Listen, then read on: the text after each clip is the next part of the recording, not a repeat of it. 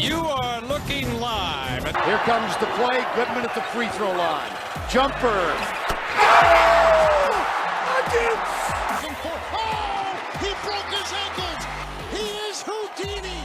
Mickey Mantle don't care about you, so why should you care about him? Nobody cares. That's not a good call. No.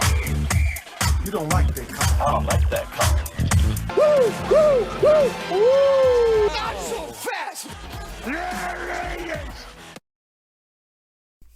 If you've been watching the streams, listening to it on radio, watching the YouTube videos, whatever, you might know that I've been pulling for Motor City Dan Campbell all year, right? I loved his character. I loved his kind of, the way about him. I just liked it.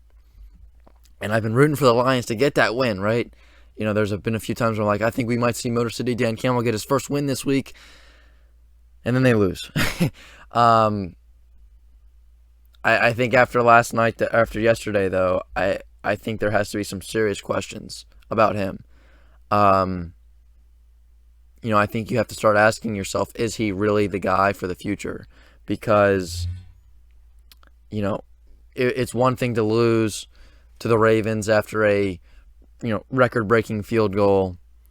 You lose to the Vikings after you took the 2-point conversion to go for the win late, and then they go down the field and get the game-winning field goal.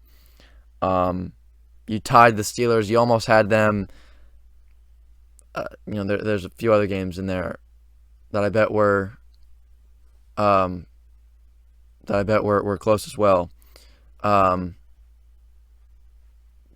I think that you have to start asking yourself, is he really the guy, right? Because there have been a few other games, just as there were some games that were close, there were others that were blowouts.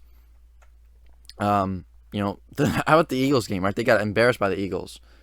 They got embarrassed by, who else did they get embarrassed by? They probably got embarrassed by a few other teams as well. I don't remember off the top of my head. But yesterday, right, you had that game won yet again.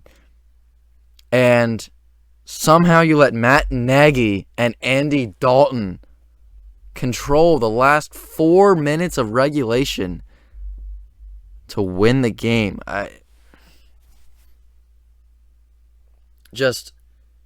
That is when you start. This is now week 12. There are now 0-10-1. And, sure, we've had teams that have went 0, had the Lions actually went 0-16 before, but, I think that, and again, you can make the argument that, some of these close games are going to be, wins next year, right? But I kind of am wondering, are they? Because this is now, off the top of my head, this is the 4th close game that the Lions have had. And, you get to close games, right? You get one close game, saying, okay, we just got to make an adjustment to win the next one. And then maybe you drop that next one. You're like, okay, got to figure this thing out. By the third and fourth time, you really need to start figuring this out. And now, as I said, off the top of my head, this is the 4th game where it was close, and they could have, you can make a case that they should have won, and they didn't. So I started to think, like, is Dan Campbell really making any adjustments? Like, is he? Because, again, this is, 4 times now. And is it 4 times? Let me check. I want to really know here because, again, there have been so many close games for them that you would start to, you would think that they would get things together and they would kind of figure things out one of these times, but it hasn't been the case. So, week 1. Oh, that's right. They almost came back against the Niners week 1. I forgot about that. They were out of that game anyway. I don't, really think you can say that they should have won that game. But, like, they had close game against the Ravens week 3. Week 4, they lost to the Bears by 10. Week 10, they lost to the Vikings by 2. Week 7, you lost to the Rams by 9. Then you tied. I forgot about last week. You tied the Steelers. Then you lost to the Browns by 3. And then you lost yesterday by 2. Like, it's 1, 2, 3, 4. That's 5 games that you can make a case that they could have or even should have won. And again, now that this is now the 5th time that they have lost in a really, like, a one-possession game, a close game, you know, I don't know. I don't know what to say. I don't know if Dan Campbell is the guy because, you know, sure, it's great to have a close game. You know, hey, we came out and we fought hard and it was close, right? It's great and all, but at some point, you got to start winning these games. At some point, you got to start winning. You got to start finishing the deal. And, you know, if you just keep, you know, whether it's close or not, if you keep losing, I don't know where you really go. So I think, you know what they've got here, what do they have? They have 6 more games left, right?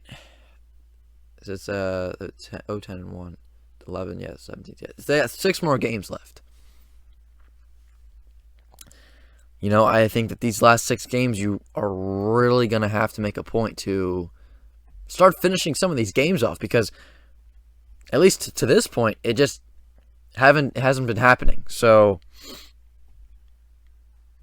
again, I don't know what to say, but I don't know that Dan Campbell, I'm starting to kind of wonder, you know, is he really the guy? And as I said earlier this year, you know, you can't really ever expect a first-year coach to go and, you know, take you to the playoffs or whatever. So I said, you know, I'd like to see him get a second year or whatever. I'd like to see him get a second chance in Detroit,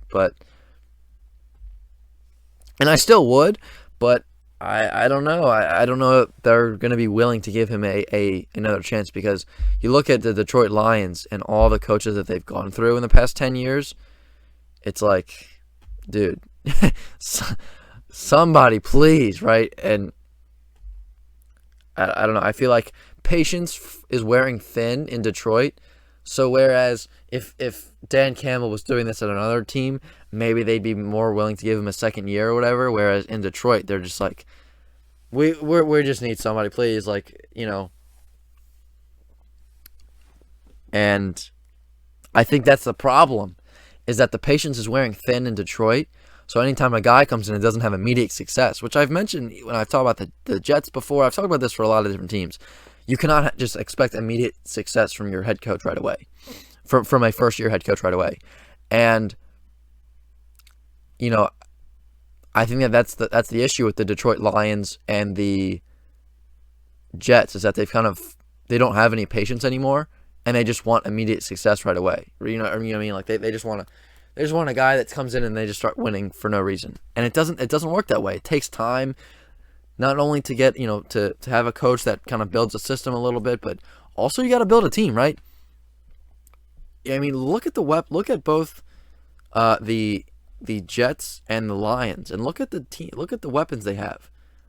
You know, sure, there's a few points where you look at and say, okay, you know, that guy's not bad, or, you know, hey, they got a good guy there. But you need to build a whole team. You know what I mean? Like, you can't just say, oh, you know, they got a few good guys. You know, okay. Okay, so what? You know, you might win 6 games, right? But you need a full team to have success. You cannot just have a coach come in with the leftovers after the previous administration and just say, hey, why aren't you winning? It takes more than that. And I think that I understand where you haven't been good in 10, 15 years and your patience is wearing thin. But I think you have to be patient. Like, there's not really there's not really a chance. You have to be patient, and I don't know what else to say other than that. But again, I'd like to see the Lions give him one more year. I just don't know if they are going to. And again, you lost to Matt Nagy. Like, both of those teams are a mess right now. And you look at the Lions, and their biggest issue is winning a game, right? You look at the Bears.